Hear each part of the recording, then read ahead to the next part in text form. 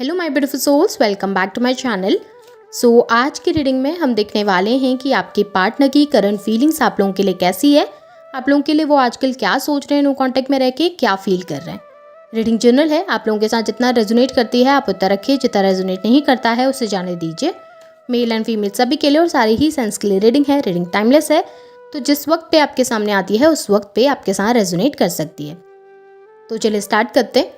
Highlighted sign सबसे पहले बता देती हूँ। ये साइंस आपके पार्टनर के हो सकते हैं। आप लोग एयर साइन के हो सकते हैं, Gemini, Libra, Aquarius. Earth sign के हो सकते हैं, टॉरस, वर्गो, कैप्रिकॉर्न। और फायर साइन के हो सकते हैं, एरीज, लियो, सैजिटेरियस। नंबर्स में अगर आप लोगों के लिए देखूँ तो मुझे यहाँ पर 5 नंबर मई मंथ इंपॉर्टेंट दिखाई दे रहा है।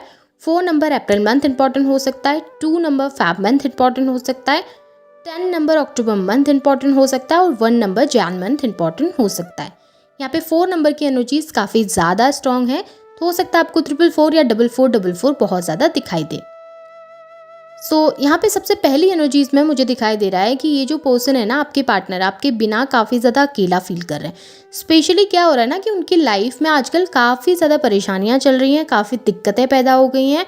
हैप्पी बिल्कुल भी नहीं दिखाई दे रहे, खुश नहीं है बिल्कुल भी। और कोई भी ना उनके लाइफ में ऐसा इंसान नहीं है जो उनको सपोर्ट करता हो या फिर जो उनका साथ देता हो, जो उनके दुख में उनको एक सहारा दे सके, उनके साथ खड़ा हो सके, उनको सपोर्ट कर सके। ऐसा कोई पर्सन उनकी लाइफ में नहीं है। इस वजह से आपके पार्टनर आजकल आपके बारे में काफ़ी ज़्यादा सोच रहे हैं। कहीं ना उनको गिल्ट है, उनके मन के अंदर एक गिल्ट दिख रहा है कि यार मैंने ऐसा नहीं करना चाहिए था, या मैंने इतनी सिचुएशन को इतना कॉम्प्लिकेट नहीं करना चाहिए था, हमारे बीच में इतना लड़ाई झगड़ा हो गया, प्रॉब्लम हो गया, मैंने भी समझने की कोशिश नहीं की, यार उसने भी समझने की कोशिश नहीं की, हमारे बीच में चीज़ें बहुत कॉम्प्लिकेट हो चुकी हैं ऑलरेडी।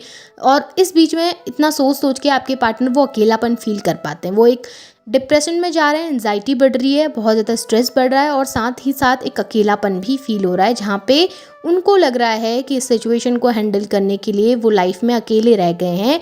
अभी शायद हो सकता है उन्होंने उस वक्त पे किसी थर्ड पार्टी के लिए आपसे मूव ऑन किया हो, या किसी तीसरे पर्सन की सुन के उन्होंने आपको छोड़ा या आपसे डिस्टेंस क्रिएट किया, लेकिन उस डिसीजन को लेकर वो खुश नहीं है, हैप्पी नहीं है, उस जगह पर वो खुश नहीं है, उस इंसान के साथ वो खुश नहीं है। तो अभी वो बहुत परेशान होते हैं। आजकल वो बहुत ओवरथिंक करते हैं चीज़ों को लेकर, स्पेशली आपको लेकर ओवरथिंक करते हुए नजर आए हैं।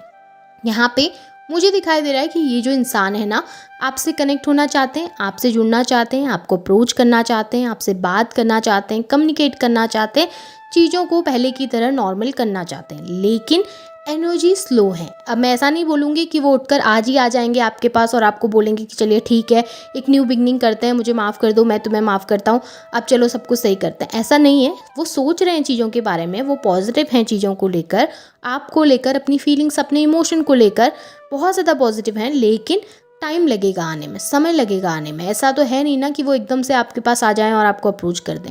हर चीज़ का अपना एक सही समय होता है और इस समय पे वो सही समय नहीं है, ऐसा आपके पार्टनर को लगता है।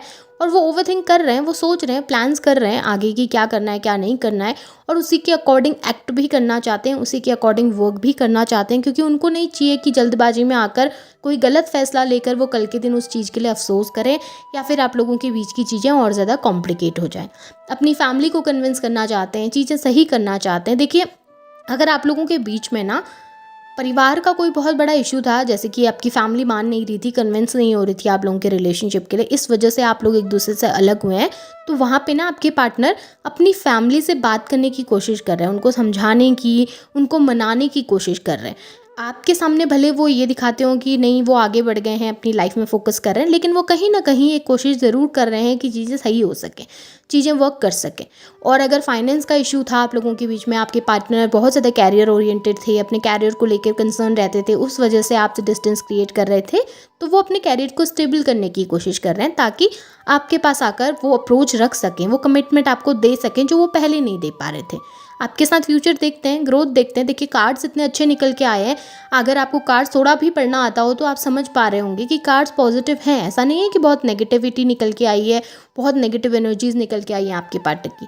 वो अच्छा सोच रहे हैं, वो आपके साथ ग्रोथ देखते हैं, फैमिली देखते हैं, आपके साथ आगे बढ़ना चाहते हैं।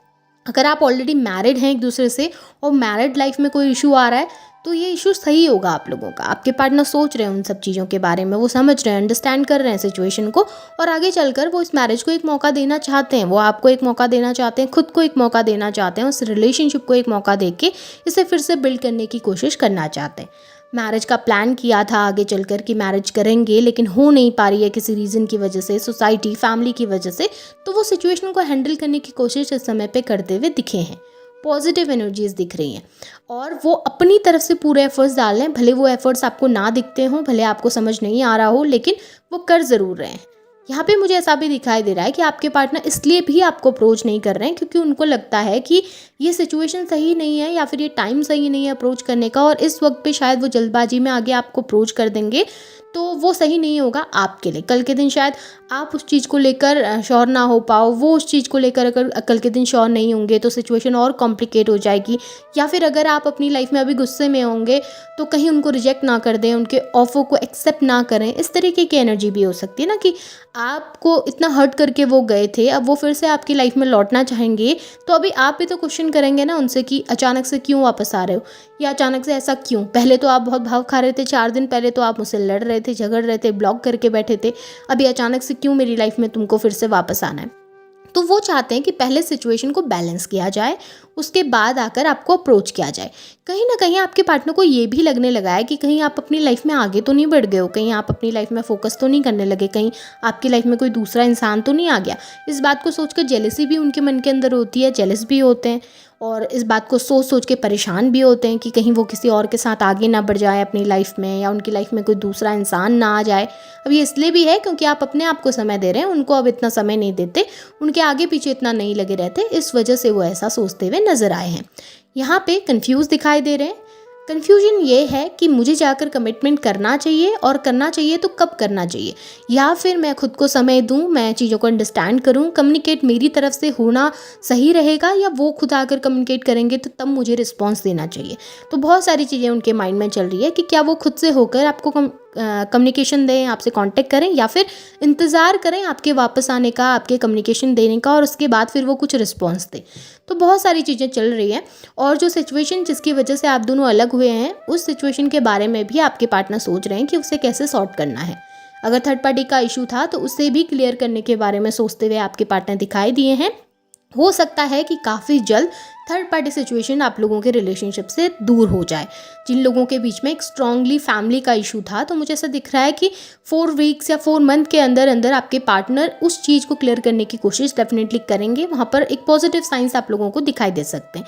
अगर फैमिली सोसाइटी का इशू है आप लोगों के बीच में, तो थर्ड पार्टी कहीं पर रिलेशनशिप है अगर आपके पार्टनर का, तो डेफिनेटली वो वहाँ से भी डिस्टेंस क्रिएट करने की कोशिश कर रहे हैं। क्लैरिटी लाना चाह रहे हैं माइंड में बेसिकली कि मुझे रहना किसके साथ है और किसके साथ कंटिन्यू करना है। सो ओवरऑल एनर्जीज काफ़ी अच्छी, काफ़ी पॉजिटिव निकल के आई है, नेगेटिव नहीं है, काफ़ी अच्छी एनर्जीज है, रियलाइजेशंस काफ़ी सारे दिखाई दिए हैं। सो ये आपके पार्टनर की करंट फीलिंग्स हैं आपको लेकर। होप आपके साथ चीज़ें रेजोनेट हुई हैं, आपको ये रीडिंग पसंद आई है तो इसे क्लेम कीजिए, लाइक कीजिए, शेयर कीजिए, चैनल को सब्सक्राइब भी कीजिएगा। Thank you.